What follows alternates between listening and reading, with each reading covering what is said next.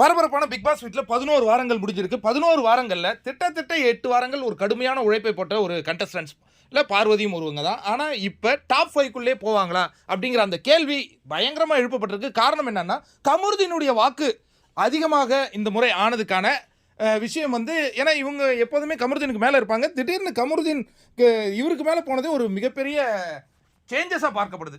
இப்போ நம்ம எக்ஸாம்பிள் எடுத்துக்கிட்டோம்னா, பிரியங்கா சொன்னது போல், பிரியங்காலாம் இது மேனேஜர் டாஸ்கில் வந்தாங்க இல்லையா, அது வரையும் அந்த ஷோவை இழுத்துக்கிட்டு போனதே பார்வதி தான். பார்வதி அண்ட் திவாகர். அதுக்கப்புறம் திவாகர் எவிக்ட் ஆகிட்டார். அதற்கு பிறகு பார்த்தீங்கன்னா கானா வினோத்து லைவ்லியாக கொஞ்சம் இந்த ப்ரோக்ராமை கொண்டு போயிட்டு இருந்தால் அந்த காட்சிகள் பார்த்தோம். இப்போ அந்த டாப் 5 புஷ் அப்படிங்கிறது நான் முன்னாடியே சொன்னது போல் 3 பேர் பயங்கரமான முறையில் போயிடுவாங்க அப்படின்னு சொல்கிறாங்க. ஒன்று வந்து திவ்யா, இன்னொன்று கமருதீன், 3வது நம்ம சபரி. இவங்க 3 பேரும் என்ட்ரு ஆகிறதுக்கு சான்ஸுங்கிறாங்க. இதில் டிக்கெட் டு ஃபினாலே வின் பண்ணி கமருதீன் போவார் அப்படிங்கிற மாதிரி தகவல் வருது. அதற்கு அடுத்ததாக பார்த்தீங்கன்னா, ஏன்னா ஃபிசிக்கல் கேம்னா அவர் ஜெயிப்பார்ல, அப்படி ஒரு தகவல்.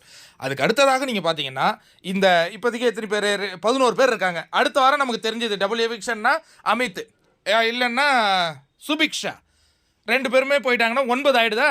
இப்போ அதற்கு அடுத்ததாக பார்த்தீங்கன்னா, கனி சமீப காலமாக அவங்க முன்னேறி கொண்டு வரும் அந்த காட்சிகளை பார்க்குறோம். அவங்களுக்கு கொஞ்சம் ஆதரவு அதிகமாகிட்டு வருது.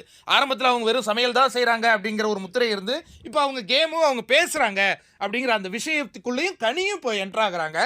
அரோரா சின்க்ளேயருடைய வளர்ச்சி நீங்கள் தான் பார்த்தீங்க. திடீர்னு அவங்க பார்வதியவே அவங்க ஓவர்டேக் பண்ண அந்த காட்சிகளை பார்த்தோம் இந்த வாரம். அதற்கு பிறகு யார் இருக்கா? இப்போ பார்வதி, அந்த எல்லாருமே என்ன ஆசைப்படுறாங்கன்னா, அந்த பழைய பார்வதி எங்களுக்கு வேணும். பழைய பார்வதினா என்னன்னா, இந்த வார்டன் டாஸ்கில் ஒரு சம்பவம் பண்ணாங்களே, அது கேப்டன்சி டாஸ்க்கு கண்ணே அடிபட்டா கூட நான் வந்து ராஜாராணி டாஸ்கில் நின்று ஆடுவேன்ட்டு. என்ன அந்த ராஜாராணி டாஸ்கில் அந்த அவ்வளவு உழைச்சாங்க, அந்த ஆபாச குறியீடில் மொத்தமாக டேமேஜ் ஆச்சு. அதை சரி அது ஒரு பண்ணாத இருந்திருந்தா இன்னும் சூப்பராக இருந்திருக்கும். அதற்கு அடுத்ததாக பார்த்தீங்கன்னா, இந்த டான்ஸ் மராத்தானாக இருக்கட்டும், அவங்களுடைய உழைப்பு பேசுபொருளாகவே மாறல. அது வந்து ஒரு அன்ஃபார்ச்சுனேட் தான். ஏன்னா சூப்பராக டான்ஸ் ஆடினாங்க, அந்த நடனங்கள் அதெல்லாம் வந்து பேசுபொருளாக ஆயிருக்கணும். அன்ஃபார்ச்சுனேட்டாக அது பெருசாக பேசலை. ஏன்னா சீக்கிரமே கண்டுபிடிச்சதுனாலயா என்னன்னு தெரில. இன்னொரு விஷயம் நீங்கள் நல்லா பார்த்தீங்கன்னா, இந்த ராஜாராணி டாஸ்க்கு தான் அந்த நகை கண்டுபிடிச்ச டாஸ்க்கா, அதுக்கு பிறகு நகை கண்டுபிடிக்கிற டாஸ்க்கு, அது பேர் என்ன, அது ஒரு டாஸ்க்கு. ஜமீன்தார் டாஸ்க்கு, தர்பூசணி ஜமீன்தார் டாஸ்க்லேயும் ஒரு நல்ல பர்ஃபார்மன்ஸ் தான் அந்த கோவை சார்லா மாதிரி பண்ணாங்க. அது நல்ல ஒரு பேசுபொருளாகவே இருந்துச்சு.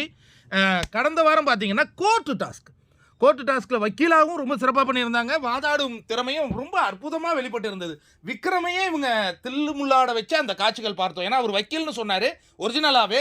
இவங்க அதை ஃபேஸ் பண்ணதெல்லாம் ஒரு பயங்கரமாக. அதுக்கு பிறகு அந்த QC டாஸ்க், அதில் நெகட்டிவிட்டி. ஏன்னா நான் கண்டிப்பாக அது நம்ம ஒரு QCக்கு நாமினேஷன் ஃப்ரீ பாஸ் கேட்குறது தப்பு. ஆனால் அந்த வாரம் பார்த்தீங்கன்னா பார்வன் திவாகர் அந்த வாரம் முழுவதுமே இழுத்துக்கிட்டு வந்தாங்க. அவங்க 2 பேரும் தான். நீங்கள் யோசிச்சு பார்த்தீங்கன்னா, நல்ல நேம் வந்து அங்கே பொருள் எடுக்கிறவனுக்கு போயிருக்கணும். ஆனால் அந்த QCகள் அந்த ஃபுல் அட்ராக்ஷனை வாங்கினது ஒரு கேமராகத்தாங்க நம்ம கண்டிப்பாக பார்த்தாகணும். அதே மாதிரி சூப்பர் டீலக்ஸில் இருந்தவங்களில் எல்லாருமே நாமினேஷன் ஃப்ரீ பாஸ் வாங்குறாங்க. சூப்பர் டீலக்ஸில் போய் கூட இந்த பொண்ணுக்கு அந்த நாமினேஷன் ஃப்ரீ பாஸ் கிடைக்கவே இல்லை. ஒரு வாரம் போனாங்க, அப்போது கிடைக்கல. அடுத்த வாரம் அங்கேருந்து வெளில வந்தாங்க. அதே மாதிரி எப்போது யார் சூப்பர் டீலக்ஸ் போனாலும் 2 பேர் வேலை செய்யணும்னா அவங்க தேர்ந்தெடுத்த நபர் பார்வதி. 2 முறை தேர்ந்தெடுத்திருக்காங்க. 4 வாரம் தான் சூப்பர் டீலக்ஸே இருந்துச்சு. அந்த காட்சிகளையும் பார்த்தோம். தலை டாஸ்கில் 3 முறை போய் 3 முறையில் அவங்களுக்கு தோல்வி தான் கிடச்சிருக்கு. ஒன்று சபரிகிட்ட அந்த அடிபட்டதாக இருக்கட்டும், போன இந்த எல்லாத்துலேயும் அவங்க மனசை உடைச்சது கமருதீன். முதல்ல வந்து அந்த பலூனை டக்குன்னு உடைச்சது. நேத்தி 1000 காரணம் இருக்குது உன்னை பற்றி சொல்கிற அந்த விஷயங்கள்லாம் அவங்க மனசை உடைச்சிருக்கும். இன்னொன்று என்னென்னா, பார்வதிக்கு மீண்டும் அந்த டாப் 5க்குள்ளே போகிறதுக்கு ஒரு வாய்ப்பு இருக்குது. எப்படி வாய்ப்பு இருக்குன்னா, கமருதீனை ஒரு ஃப்ரெண்டாக வச்சுக்கிட்டு எட்டையே இருந்து ஒரு ஃப்ரெண்டாக, நீ ஒன்றும் புறந்தண்ணிட்டு போவேணா, அந்த வீட்டுக்குள்ளே இருக்கீங்க, நீ நல்லா இருக்கியா, நான் நல்லா இருக்கேன், நீ அங்கே உட்காந்துக்க, நீ இங்கே உட்காந்துக்கிறேன், நீங்கள் அமித் கூட ஸ்பெண்ட் பண்ணுங்கள், கானா வினோத் கூட இருங்க, சாண்ட்ரா கூட பேசுங்க, இல்லை கனி கூட பேசுங்க, தப்பு கிடையாது. இந்த மாதிரி கேமை மாற்றுங்க அப்படின்னு எதிர்பார்க்குறாங்க. ஏன்னா இந்த 10 வாரத்தில் அந்த 8 வாரம் மிகப்பெரிய உழைப்புங்க. வார்டன் டாஸ்க்காக இருக்கட்டும், அந்த மேனேஜர் டாஸ்க் என்ன மாதிரியான உழைப்பு. அதில் தான் பெஸ்ட்டு பர்ஃபார்மர் வந்தாங்கல்ல. அதுக்கு அடுத்ததாக நீங்கள் பார்த்தீங்கன்னா அந்த QCயாக இருக்கட்டும், அந்த மேக்கப்பே போடாத ஒரு ரவுண்டு ஒரு டாஸ்க்கு, அதுலேயும் நல்ல பயங்கர பர்ஃபார்மன்ஸ் தானே, நல்ல பர்ஃபார்மன்ஸு. இந்த மாதிரி பல பர்ஃபார்மன்ஸ். இவங்களை தவிர்த்து பெரிய அளவில் பர்ஃபார்ம் பண்ண மாஸ்க் டாஸ்கில் இவங்க அந்த ஃபஸ்ட்டே அவுட் ஆகிடுறாங்க. இவங்களை தவிர்த்து ஒரு பெரிய எஃபெக்ட் போட்டவங்க அப்படின்னா அதுக்கு அடுத்த இடத்துல நீங்கள் யாரை சொல்லுவீங்க? இந்த மாதிரி ஒரு அர்ப்பணிப்பாக இந்த டாஸ்க்குக்காக நான் எதையும் செய்வேன், மெனக்கடல். யார் சொல்லுவீங்க நீங்கள்? சபரி பெரிய அளவில் எதிர்பார்த்தோம். முதல் 3 வாரம் அவர் தான் டைட்டில் வின்னருங்கிற ஒரு ரேஞ்சிலே வச்சுருந்தாங்க. முதல் வாரம் அந்த தண்ணி பிடிக்கிறதுலே போயிடுச்சு இல்லையா அந்த நிகழ்வுகள்லாம். சபரியை ஒரு பெரிய அளவில் எதிர்பார்த்தாங்க. அந்த விஜய் சேதுபதியுடைய ரோஸ்ட்டுக்கு பிறகு அவர் அமைதியானது தான் ஒரு பெரிய சங்கடமாக இருக்குது. அந்த கம்பேக் கொடுத்துருந்தா நல்லா இருந்திருக்கும். நீங்கள் யோசிச்சு பார்த்தீங்கன்னா 4 வாரம் விக்கல் விக்ரம் எங்கே இருந்தாருன்னே தெரியாதுங்க. பார்வதிகிட்ட சண்டை போட்டு தான் அவரே லைம் லைட்டுக்கு வந்தார். கரெக்டாக? அது வரையும் அவர் யாருமே பேசுபொருளாவே அவர் சொன்னார், நான் இதை பண்ணுறேன் அதை பண்ணுறேன் எங்கே பண்ணுறேன்? எபிசோட்லையும் காட்ட மாட்டாங்க, ப்ரோமோலையும் காட்ட மாட்டாங்க, லைவ்லையும் காட்ட மாட்டாங்க. லைவில் காட்டுறதை யாரும் பார்க்க மாட்டாங்க. இந்த மாதிரி தான் நிகழ்வுகள் போயிட்டு இருந்தது. அதுக்கு அடுத்தது அந்த சாம்பார் ஸ்குவாட் டாஸ்க், என்ன மாதிரியான ஒரு அந்த 4 பொண்ணுங்க ரொம்ப அற்புதமாக பண்ணாங்க. பேசுபொருள். நான் இப்போ என்ன சொல்கிறேன்னா, உழைச்சிருக்காங்க. என்ன ஒரு பிரச்சனை, இந்த காதல் விஷயம் நிறைய பேருக்கு பிடிக்கலை. கரெக்டா? இன்னொன்று, நம்ம பார்வதிக்கிட்ட அதை எதுவும் பார்க்கல. இப்போ ஒரு பெரிய பார்வதி ஒரு ரியல் கேமராக இருந்தால் முடிச்சுக்கணுங்க. இப்போ எப்படின்னா யோசிச்சு பாருங்கள் நீங்கள். எஃப்ஜே ஆதிரை வர பிறகு வியானா வெளியேறாங்க, அதுக்கப்புறம் எஃப்ஜேவே அனுப்புகிறாங்க, ஆதிரையும் அனுப்புகிறாங்க. அப்போ இந்த லவ் கண்டென்ட் மக்கள் புறக்கணிச்சிருக்காங்கங்கிறதே இந்த பொண்ணு புரிஞ்சுக்குமா? ஏன்னா இது வந்து கேமுங்க. இங்கே இவங்க 2 பேரும் லவ் பண்ணுறாங்கல்ல, சில இடங்களில் க்யூட்டாக இருந்தது, பார்க்குறதுக்கு நல்லா இருந்தது, அவ்வளோதானே தவிர்த்து அந்த ஒன்றாவே இருக்கிறது. அதுவும் அந்த வீக்கெண்ட் எபிசோடில் நான் நேற்று கூட அவ்வளவு உன்னை பற்றி 1000 விஷயம் நான் பேசுவேன்னு சொன்ன பையன் கூட மீண்டும் வந்து இன்றைக்கி உட்காந்துருக்கிறது நல்லாவா இருக்குது? அதை கொஞ்சம் மாற்றணும். இதை யார் அட்ரஸ் பண்ணுறது? நம்ம கண்டிப்பாக நம்ம போடுற வீடியோவை அவங்க பார்க்க போகிறதில்ல. அந்த தகவலை அவங்க அம்மா வந்து இப்போ உள்ளே போகிறாங்க இல்லையா, அவங்க வந்து கோவப்பட்டு எமோஷன்லாம் பண்ணவே கூடாது.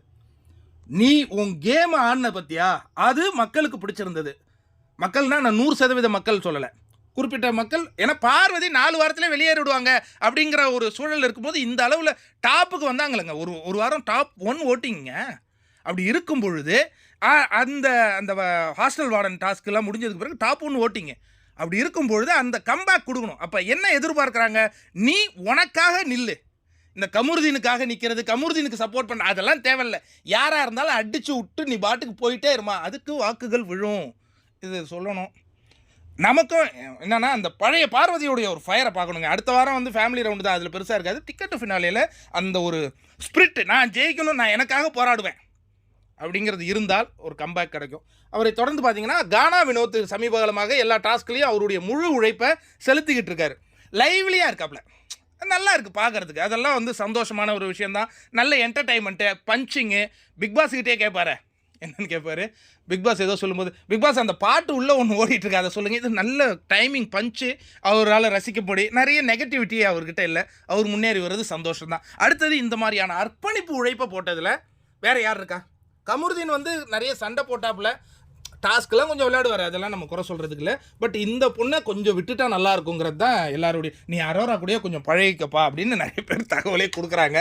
அது என்ன நடக்குதுன்னு பார்ப்போம். அரோரா சின்க்ளியர்லாம் 5 வாரம் தூங்கிக்கிட்டே இருந்தாங்கங்க அந்த வீட்டில், ஒன்றுமே பண்ணல. அவங்களுக்கு வாக்குன்னா இதுக்காகத்தான், நான் அந்த ஒரு ரீகாலுக்காக தான். ஏன்னா 11 வாரத்தில் கேம் முடிஞ்சிருச்சு. உழைத்தவங்களுக்கு ஒரு அங்கீகாரம். என்ன ஒரு டாப் 5க்குள்ளே நீங்கள் உள்ளே கொண்டு போகிறோம், அது அந்தந்த கண்டஸ்டன்ட் கையில் தான் இருக்குது. ஆனால் சமீப காலமாக கனி முன்னேறி வரும் காட்சிகளை பார்க்குறோம். சாண்ட்ரா ஒரு அற்புதமான கேமர் தான், ஆனால் அவங்க வந்து டீவியேட் ஆகி அந்த இதோட அந்த சட்டையோடய உட்காந்துட்டு இருந்தால் அடுத்த வாரம் அனுப்பிச்சி விட்ருவாங்க ரசிகர்கள். அமித் அவ்வளோதான். சுபிக்ஷா நல்ல ஒரு டேலண்ட்டு, யங் டேலண்ட்டு. அந்த பொண்ணை ஸ்ட்ரெயின் பண்ணவே விட மாட்டேங்கிறாருங்க விக்கல் விக்ரமே. இன்னொன்று, அவர் என்ன மென்டாரா? அவன் ஒரு கண்டஸ்டன்ஸு. சுபிக்ஷா, நீ உன்னுடைய திங்கிங்கில் ஆடு, அதுதான் மக்கள் கொண்டாடுவாங்க, இல்லை விமர்சனம் பண்ணுவாங்க. அடுத்தது யார்? விக்கல் விக்ரம். முகத்திரை கிழிஞ்சிருச்சு, இதுக்கப்புறம் நீங்கள் ஏதாவது பண்ணிட்டு போங்க. இன்னொன்று, விக்கல் விக்ரம் அடித்த ஒரு காமெடி கூட நான் சிரிச்சது இல்லைப்பா. உங்களில் யாராவது சிரிச்சிருக்கீங்களா அப்படிங்கிறத என்கிட்ட கமெண்ட்டில் ஷேர் பண்ணுங்கள். வேறு யார் கண்டஸ்டன்ஸ் இருக்கா? சபரிக்கு சொல்லிட்டேன். திவ்யாவை பொறுத்த வரைக்கும் என்னென்னா, பேசுகிறாங்க, பேசிக்கினே இருப்பாங்க சில விஷயங்கள். ஆனால் அந்த பொண்ணு வந்து யாரையும் பெருசாக புறம் பேசுகிறது கிடையாது. அந்த சாண்ட்ரா விஷயத்தில் கூட அவங்க மேலே எதுவும் தப்புலாம் இல்லை. டீசெண்டாக ஆடுறாங்க. ஆனால் இவ்வளவு வாக்குகள் விழுகிற அளவுக்கு மக்களுடைய மனதில் இடம் பிடிச்சாங்களா அப்படிங்கிற அந்த ஒரு கேள்வி எனக்கு இருக்குது. அந்த ஃபஸ்ட்டு வாரம் ஒரு பிளாஸ்ட் கேப்டனாக இருந்தாங்களா அந்த வாரம், அதுக்கப்புறம் கொஞ்சம் செட்டில்டு தான். கொஞ்சம் நல்ல பொண்ணு.